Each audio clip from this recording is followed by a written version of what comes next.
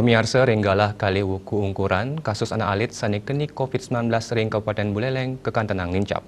Kawentenan kasus inucap akihan rauh sangkaning kontak erat sareng keluargan ipun.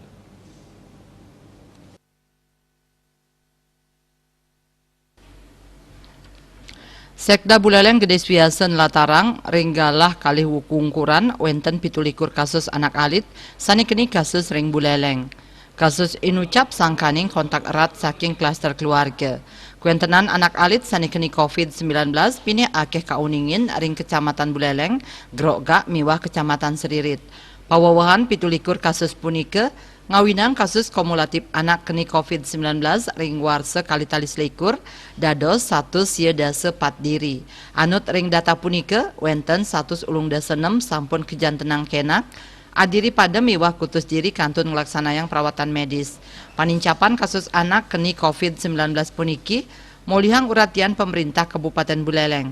Pemka Buleleng taler saya nincapang malih antuk digelis program vaksinasi majeng anak alit sani mayuse roras kantos 17 warse. 27 kasus. 27 kasus. Yang tertinggi jumlahnya 8 di Kecamatan Buleleng. Yang kedua di Grogga. Ya. Yang ketiga Seririt.